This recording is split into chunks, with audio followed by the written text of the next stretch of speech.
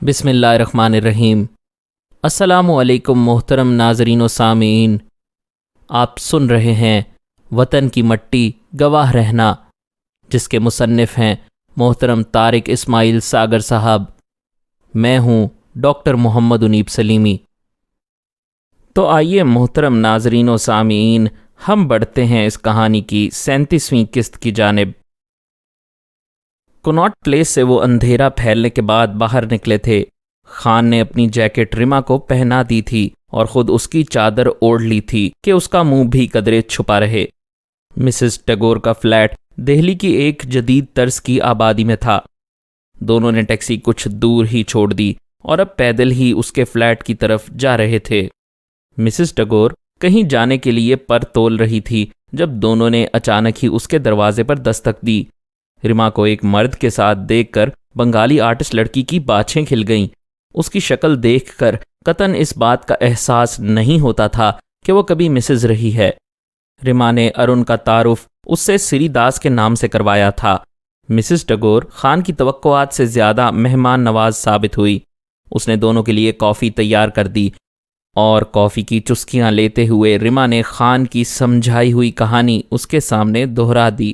اس نے مسز ٹیگور کو بتایا کہ دونوں نے ظالم سماج سے بھاگ کر سول میرج کرنے کا پروگرام بنایا ہے، لیکن دونوں کے رشتہ دار ان کی تلاش میں ہیں۔ فی الوقت انہیں 2-3 روز چھپ کر گزارنے ہوں گے، اس کے بعد ہی وہ کوئی اگلا قدم اٹھائیں گے۔ مسز ٹیگور نے پہلے تو ان کے جذبہ محبت اور اس عدیم المثال قربانی کو سراہا جو وہ ایک دوسرے کے لیے دینے جا رہے تھے، پھر انہیں یقین دلایا کہ وہ ممکن حد تک ان کا ساتھ دے گی، اور وہ 2-3 دن تو کیا، وہ اگر چاہیں تو اپنی ساری زندگی اس کے فلیٹ پر گزار دیں۔ اس نے رما کو بتایا کہ صبح اسے ضروری کام سے پٹیالہ جانا ہے، صرف 2 روز کے لیے۔ اس دوران وہ ان کے لیے گھر کا فریج بھر کر جائے گی۔ واپسی پر وہ دونوں کو ایک دوست سول جج کی عدالت میں پیش کر کے ان کو رشتہ ازدواج میں منسلک کروا دے گی اور پولیس کی مکمل حفاظت بھی انہیں میسر آ جائے گی۔ دونوں نے اس کے سامنے ہاتھ باندھتے ہوئے التجا کی تھی کہ فی الوقت وہ کسی سے بھول کر بھی ان کا تذکرہ نہ کرے، بلکہ یہ بھول ہی جائے کہ اس کی غیر موجودگی میں کوئی اس کے فلیٹ میں موجود ہے۔ رما نے اسے بتایا تھا کہ سری داس کا ایک دوست میرٹھ میں بہت بڑا وکیل ہے، اس نے تمام بندوبست کر رکھا ہے۔ ایک اہم کیس کے سلسلے میں وہ چندی گڑھ گیا ہوا ہے، 2-3 روز میں واپس آ جائے گا اور وہ میرٹھ اسی کے پاس جا کر سول میرج کر لیں گے۔ سری داس جی کے کچھ خاندانی تنازعات ہیں اور بھی مسائل ہیں، بس تم وہی کرنا جو میں کہہ رہی ہوں، رما نے اسے سمجھایا۔ اچھا بابا، مسز ٹیگور نے کہا، اور وہ کسی کام سے تھوڑی دیر بعد باہر چلی گئی۔ مسز ٹیگور کی واپسی رات دیر گئے ہوئی۔ شراب کے نشے سے اس کے قدم ڈگمگا رہے تھے اور خان بخوبی اندازہ کر سکتا تھا کہ وہ کس کام سے گئی ہوگی۔ دونوں نے سہارا دے کر اسے بیڈ روم تک پہنچایا۔ مسز ٹیگور تو تھوڑی دیر بعد ہی سو گئی، لیکن وہ دونوں رات کافی دیر گئے تک جاگتے رہے۔ رما نے خود ہی اس کے لیے 2-3 مرتبہ چائے تیار کی تھی۔ دونوں کا دل کچھ کھانے کو نہیں چاہ رہا تھا، لیکن دونوں نے ہی ایک دوسرے کا دل رکھنے کے لیے چند لقمے آملیٹ کے ساتھ زہر مار کر لیے تھے۔ ڈرائنگ روم میں دونوں چلے آئے تھے۔ انہوں نے ٹی وی لگا لیا تھا اور خود کو بظاہر اس میں گم بھی کیے ہوئے تھے، لیکن دونوں ہی سمجھتے تھے کہ ان کا دھیان ٹی وی کی بجائے اپنے اپنے مستقبل کی طرف ہے۔ جس علاقے میں ان لوگوں نے پناہ لی تھی، خوش قسمتی سے یہ وہ علاقہ تھا جہاں لوگ ایک دوسرے کے معاملات میں کم ہی مداخلت کیا کرتے تھے۔ وہ رات دونوں نے قریباً جاگ کر گزاری۔ خان نے اس دوران 2 مرتبہ اس فون سے کال بک کروائی، لیکن مقامی ایکسچینج میں کوئی خرابی ہونے کی وجہ سے اس کا رابطہ کسی بھی طرح اپنے دوستوں سے قائم نہ ہو سکا۔ سحر ہونے سے کچھ دیر پہلے اس کی آنکھ لگ گئی تھی اور وہ صبح دیر گئے تک سوتا رہا۔ رما نے اس دوران جان بوجھ کر اسے بیدار نہ کیا، شاید وہ اب اپنا دکھ ہی خان کا دکھ جاننے لگی تھی۔ ابھی تک نہ تو اس نے خان سے اس کا اصلی نام اور پہچان دریافت کی تھی، نہ ہی خان نے خود اسے کچھ بتایا تھا۔ ایک مرتبہ جب اس نے بین السطور میں ایسی کسی خواہش کا اظہار کیا تو خان نے اسے مسکراتے ہوئے کہا تھا، رما، ابھی ایسی کوئی بات نہ کرو، وقت آنے پر تمہیں سب کچھ معلوم ہو جائے گا، سب کچھ تم جان لو گی۔ اور رما خاموش ہو گئی تھی۔ جب رما نے ناشتہ تیار کرنے کے کافی دیر بعد اسے بیدار کیا تو سورج بنگالی آرٹسٹ لڑکی کے دروازے پر دستک دے رہا تھا۔ خاصا دن چڑھ آیا تھا۔ بستر سے چھلانگ لگا کر وہ اٹھا اور باتھ روم میں جا گھسا۔ جب وہ نہا دھو کر باہر نکلا تو خود کو خاصا ہلکا پھلکا محسوس کر رہا تھا۔ رما نے آج بھی اس کے لیے وہی ناشتہ تیار کیا تھا جو وہ گھر میں اس کے لیے تیار کیا کرتی تھی۔ اس لمحے جب وہ خان کے سامنے ناشتے کی ٹرے رکھ رہی تھی تو نہ چاہتے ہوئے بھی بے اختیار اس کی آنکھیں چھلک پڑیں۔ خان سے زیادہ اس کے درد کو اور کون جان سکتا تھا؟ اس نے پھر بھی رما سے کچھ نہ پوچھا۔ اس کا جی چاہتا تھا کہ وہ جی بھر کے رو لے تاکہ اس کا من کچھ تو ہلکا پڑ جائے۔ شما کرنا کہہ کر رما باتھ روم میں چلی گئی۔ باتھ روم سے اس کی واپسی 3-4 منٹ بعد ہوئی۔ خان اس کے چہرے پر ٹوٹتے کرب کو دیکھ کر بخوبی اندازہ کر سکتا تھا کہ اسے اپنی ہچکیوں کا گلا گھونٹنے میں کیا کیا جتن خود سے نہ کرنے پڑے ہوں گے۔ رما نے اپنا چہرہ پانی سے دھو لیا تھا۔ آنسوؤں سے دھلے چہرے پر زبردستی کی مسکراہٹ جمائے جب وہ خان کے سامنے آئی تو خان کو اپنے اندر کچھ ٹوٹتا ہوا محسوس ہونے لگا۔ اس نے اپنے شعور کی تمام تر گہرائیوں کے ساتھ اس لمحے رما کا دکھ اپنا دکھ جانا۔ ابھی تک اس نے ناشتے کو چھو کر بھی نہیں دیکھا تھا۔ رما نے اس کے چہرے کی کیفیت سے بخوبی اندازہ کر لیا تھا کہ اس کے درد نے اس کے محبوب کو دکھی کر دیا ہے۔ اس نے مسکراتے ہوئے خان کے لیے چائے بنائی اور پیالی خان کی طرف بڑھا دی۔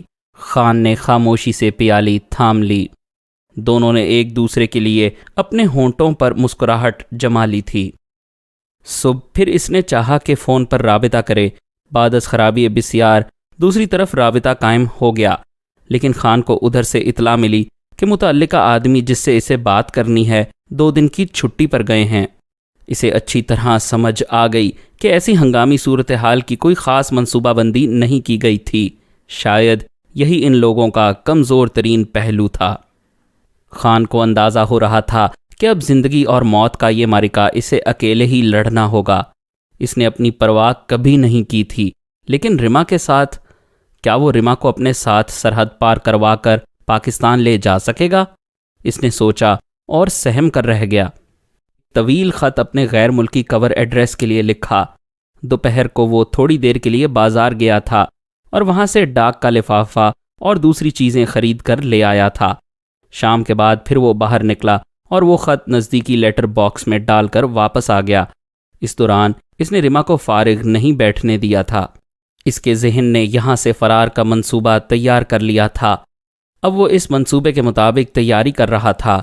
بازار سے وہ کپڑا لے آیا تھا اور شام تک رما نے مسز ٹگور کے ہاں رکھی سلائی مشین پر مقامی مسلمان عورتوں کے زیر استعمال رہنے والا برقع تیار کر لیا تھا۔ خان نے اسے یہاں سے چھپا کر نکالنے کا قصد کیا تھا۔ اس بات کا اسے بہرحال اطمینان تھا کہ 2 دن تک دہلی سے باہر جانے والے راستوں کی کڑی نگرانی کرنے اور شہر میں مختلف مقامات پر ان دونوں کو تلاش کرنے کے بعد اب کم از کم انٹیلیجنس کو یہ دھوکہ ضرور ہو چکا ہوگا کہ وہ دونوں دہلی سے نکل چکے ہیں۔ اس نے یہاں 2 دن تک یوں ہی چھپنے کا فیصلہ کر لیا تھا۔ یہ بات اس کے ذہن میں بہرحال موجود رہی کہ انہیں قدرت نے یہاں چھپنے اور محفوظ رہنے کا موقع دیا ہے۔ شام ڈھلے مسز ٹگور واپس آ گئی۔ اس نے دونوں کی خیریت بڑے خوشگوار موڈ میں دریافت کی تھی۔ اس کی آمد تک رما نے برقع اپنے بیگ میں تہہ کر کے رکھ لیا تھا۔ مسز ٹگور سفر سے خاصی تھک چکی تھی اور اپنی تھکاوٹ دور کرنے کے لیے اس نے حسب عادت مے نوشی شروع کر دی تھی۔ خان نے یہی موقع غنیمت جانا اور رات کے اندھیرے ہی میں دہلی کو خیر بات کہنے کا فیصلہ کر لیا۔ شراب کے نشے سے مدہوش مسز ٹگور کو انہوں نے رسماً اپنی روانگی سے مطلع کیا اور اس کی ہزاروں نیک خواہشات اپنے جلو میں لیے باہر نکل آئے۔ مسز ٹگور تو دونوں کو اسٹیشن تک چھوڑنے پر تلی ہوئی تھی، لیکن خان نے بدقت تمام اسے منع کیا۔ دونوں نے رات 10 بجے کے بعد وہاں سے نکلنے کا منصوبہ دوپہر کو ریلوے انکوائری سے مختلف گاڑیوں کا ٹائم ٹیبل دریافت کرنے کے بعد ہی طے کیا تھا۔ رات کے اس پہر 2-3 گاڑیاں پنجاب کی طرف جاتی تھیں اور خان نے اس سمت سے سرحد عبور کرنے کا فیصلہ کیا تھا۔ اسے سرحدی علاقے کی الف بے کا بھی علم نہیں تھا، کیونکہ اس علاقے کی سرحد کے متعلق اس نے نقشہ تو ضرور دیکھا تھا، لیکن عملی طور پر کبھی اس طرف پنجاب یا کشمیر سرحد سے اس نے سرحد عبور کرنے کا تصور بھی نہیں کیا تھا۔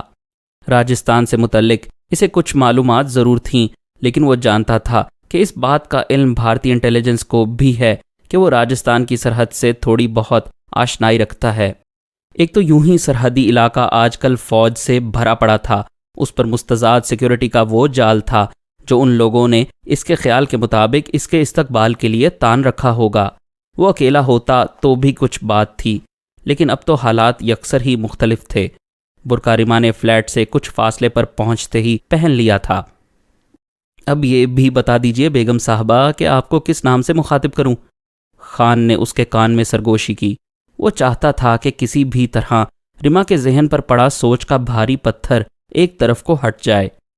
کسی بھی نام سے؟ رما بھی اس کا دکھ جانتی تھی، تو وہ مسکرا کر بولی، پھر بھی کوئی نام، ایک نام جو تمہیں اچھا لگتا ہو۔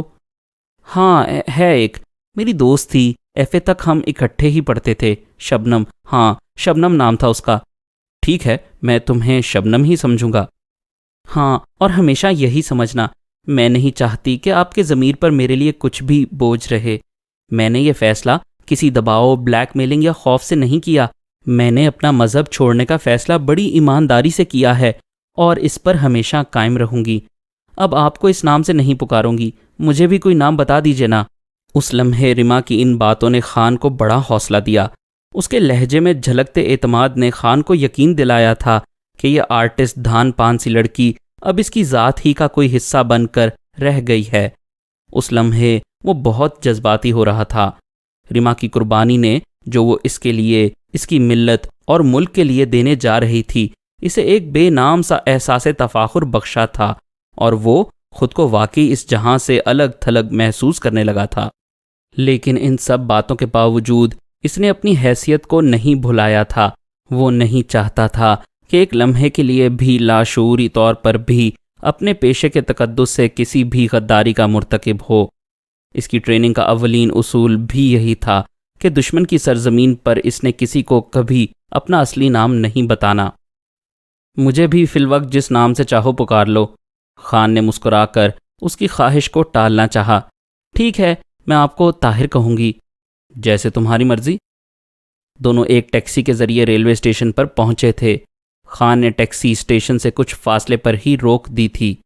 2-3 گلیاں گھومنے کے بعد اس نے تھوڑی دیر بعد آنے والی طوفان میل کے درجہ دوم کی ٹکٹیں خرید لیں۔ دونوں ویٹنگ روم میں جا بیٹھے۔ ان 3-4 دنوں میں اس کی داڑھی نکل آئی تھی اور چہرے پر دوبارہ چشمہ جم گیا تھا، جس نے اس کی شناخت کو قدرے بدل بھی دیا تھا۔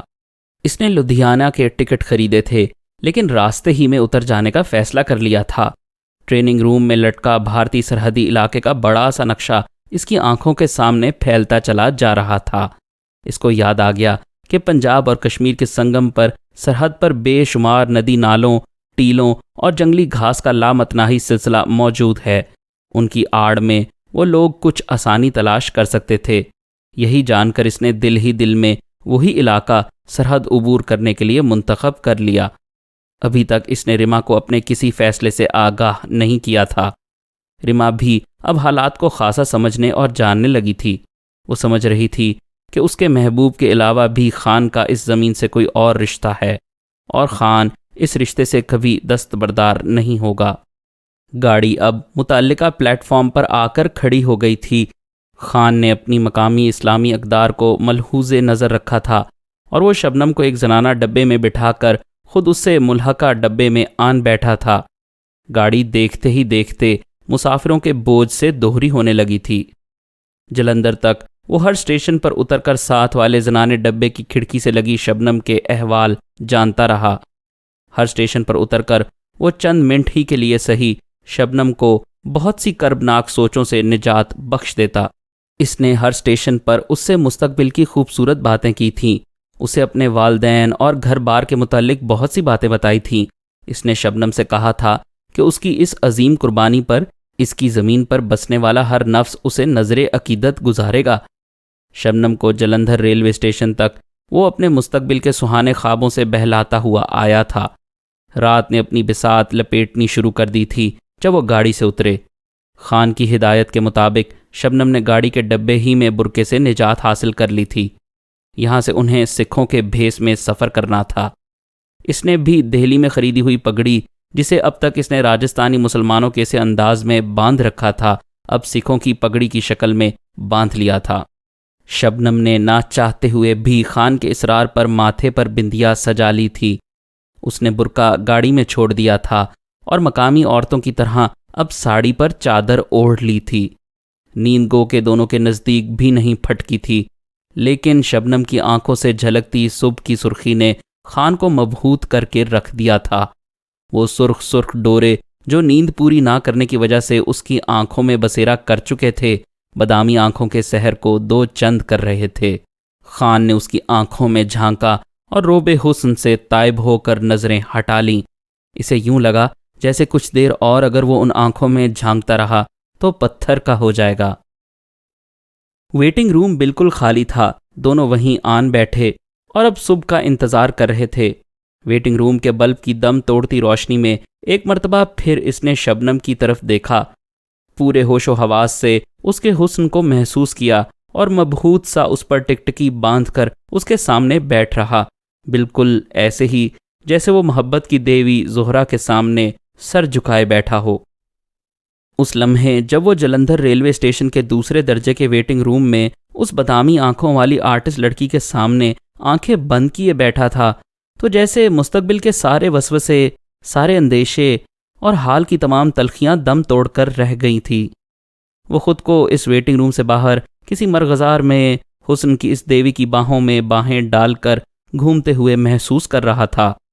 اسے وہ طلسماتی اور پریوں کی کہانیاں یاد آنے لگی تھیں جو اس کو بچپن میں میٹھی نیند سلانے کے لیے اس کی ماں سنایا کرتی تھی۔ اس ساحرہ کی آنکھوں میں ہلکورے لیتی قیامتوں میں ڈوبتا ابھرتا، جانے کب تک وہ خوابزاروں کے بھولے بھٹکے جزیروں میں اس کے سنگ سنگ بادلوں کے دوش پر اڑتا رہا۔ رات اس کے ساتھ ساتھ سفر کرتی اب دن کے پہلو میں اترنے کے لیے پر تول رہی تھی۔ اس لمحے جب صبح کی پہلی کرن نے خان کے دل کے دروازے پر دستک دی اور اسٹیشن کے نزدیکی کسی گردوارے سے پرسوز آوازوں نے مل کر کوئی بھجن الاپنا شروع کیا، تو اسے یوں لگا جیسے وہ خود بھی سر کے کسی گہرے ساگر میں بہنے لگا ہو۔ تمام کومل اور تیور سروں کے راگ اس زورائے گداز کٹورا سی آنکھوں والی لڑکی کے بدن سے پھوٹنے لگے تھے۔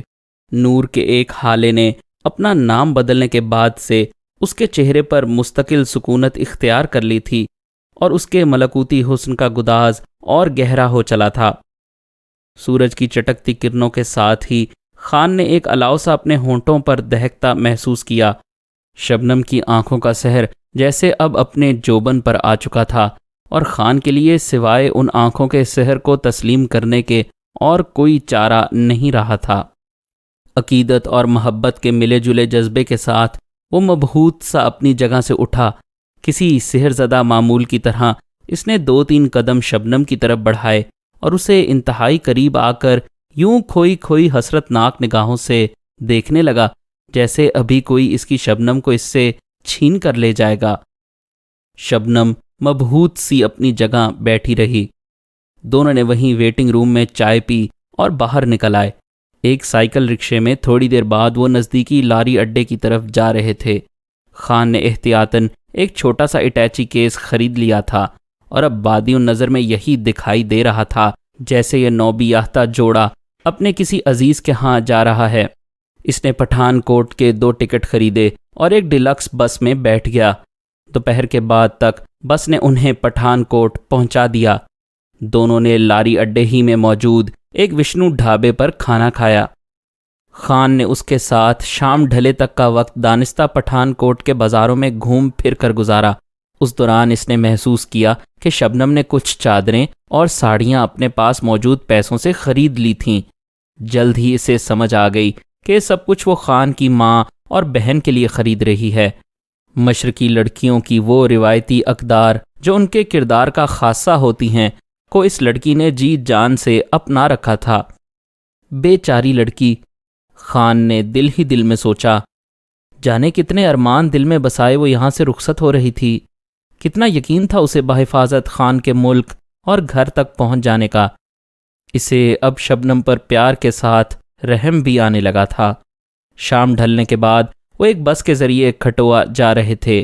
کھٹوا تک وہ شبنم کو سمجھاتا آیا تھا کہ اسے کس طرح چلنا ہوگا، کیسے سرحد عبور کرنا ہوگی۔ اس نے اپنی دانست میں شبنم کو خاصا دلیر بنا دیا تھا، جبکہ رما سے شبنم بننے کے بعد اس کی ذات میں جو ایک بھرپور اعتماد آ گیا تھا، اس کا شاید خان کو مطلق احساس ہی نہ ہو سکا۔ وہ نہ جان سکا کہ شبنم اب اس کی طفل تسلیوں سے بالکل بے نیاز ہو چکی ہے۔ وہ تو خود کو اس پر نچھاور کر دینے کا عزم لے کر اس کے سنگ سنگ چل رہی تھی۔ اس نے تو اپنی ذات کی نفی تب ہی کر دی تھی جب اس نے اپنا سماج اور دھرم چھوڑ کر اس کی ہو جانے کا فیصلہ کر لیا تھا۔ اب اس کی اپنی ذات، اپنی پہچان کوئی رہی ہی نہ تھی۔ اب تو اس کا جو کچھ بھی تھا یہی عابد خان تھا، جسے وہ جانے کتنی مرتبہ طاہر کہہ کر مخاطب کر چکی تھی۔ کھٹوا پہنچنے تک رات ہو چکی تھی۔ دونوں کھٹوا چیک پوسٹ سے پہلے ہی اتر گئے۔ لوری آگے نکل جانے پر خان نے اندازے سے سمت کا تعین کیا اور مغرب کی طرف سڑک سے نیچے اترنے لگا۔ شبنم اس کے تعاقب میں تھی۔ نزدیک کوئی گاؤں دکھائی نہیں دے رہا تھا۔ تھوڑی دور کچے راستے پر چلنے کے بعد خان نے شبنم سے اٹیچی کیس لے کر ایک ندی میں پھینک دیا۔ اس میں موجود چادریں شبنم نے پہلے ہی اپنے گلے میں لٹکتے بیگ میں منتقل کر لی تھیں۔ بیگ خان نے پکڑ کر اپنی پیٹھ پر باندھ لیا تھا۔ چلتے چلتے رک کر کبھی وہ شبنم کی طرف دیکھ لیتا تھا اور شبنم کو جیسے اندازہ ہو جاتا تھا کہ اب خان نے اس کی طرف دیکھنا ہے، کیونکہ ہر دفعہ اس نے اسے مسکراتے ہی پایا۔ اس لمحے جب محبت کی وادی پرخار کے یہ دو مسافر موت کی شاہراہ پر ایک دوسرے کے سنگ سنگ چل رہے تھے، خان نے ایک پراسرار سا تقدس، طمانینت اور بھرپور اعتماد شبنم کے چہرے پر جھلکتا دیکھ لیا تھا۔ وہ بالکل مطمئن تھی۔ خان کو شدت سے اس لمحے شبنم کے کمرے میں اس کے ہاتھ سے بنی ہوئی اس لڑکی کی پینٹنگ یاد آ گئی، جو سمندر کے کنارے لہروں کے دوش پر بالکل خاموش اور پرسکون کھڑی تھی، اپنے سینے میں سارے سمندر کا تلاطم دبائے۔ آج یہ لڑکی بالکل شانت اور مطمئن موت کے سفر پر اس کے ہم رکاب تھی۔ آسمان بالکل صاف تھا اور خان کے سر پر رہنمائی کے لیے تمام ستارے موجود تھے۔ اس کو بخوبی یہ احساس تھا کہ کون اس کا ہمراہی ہے، اور یہ راستہ جو بظاہر بہت آسان دکھائی پڑتا تھا کتنا مشکل تھا۔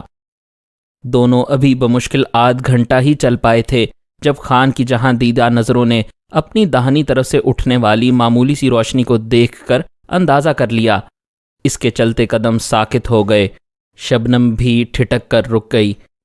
اس نے تربیت کے مطابق اپنے اور شبنم کے درمیان ایک خاص فاصلہ برقرار رکھا تھا اور اسے ہدایت دے چکا تھا کہ کس طرح اسے چلنا ہے اور خطرہ محسوس ہونے پر کس طرح خان کو متوجہ کرنا ہے۔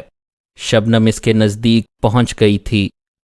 شاید فوج ہے اس طرف، خان نے سرگوشی کی اور اس کا ہاتھ تھام کر مخالف سمت میں چلنا شروع کر دیا۔ اس نے دائیں طرف سے اٹھنے والے طوفان سے بچنے کے لیے کم از کم 2 میل لمبا چکر کاٹا تھا اور اندازہ کر سکتا تھا کہ شبنم کتنا تھک چکی ہوگی، لیکن کیا مجال جو اس نے ایک لفظ بھی منہ سے نکالا ہو۔ اس دوران 2-3 مرتبہ رک کر خان نے اسے نزدیک آنے کا موقع بھی دیا تھا اور اس کی خیریت دریافت کر چکا تھا۔ اس نے اپنے ہاتھ سے شبنم کے انکار کے باوجود اب تک 2 مرتبہ اس کے منہ میں گلے کی خراش دور کرنے کے لیے میٹھے ڈراپس ڈالے تھے۔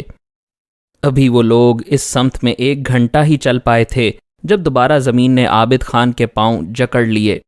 اس مرتبہ دائیں بائیں اطراف سے روشنیاں اس کی سمت بڑھ رہی تھیں۔ اس نے ایک لمحے کے لیے کچھ سوچا اور پھر شبنم کا ہاتھ پکڑ کر بھاگنا شروع کر دیا۔ یہ احساس اسے فوراً ہو گیا تھا کہ دونوں بدقسمتی سے گھیرے میں آ چکے ہیں۔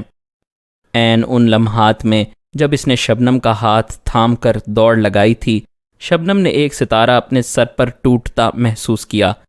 اس کا دل ہی دہل کر رہ گیا۔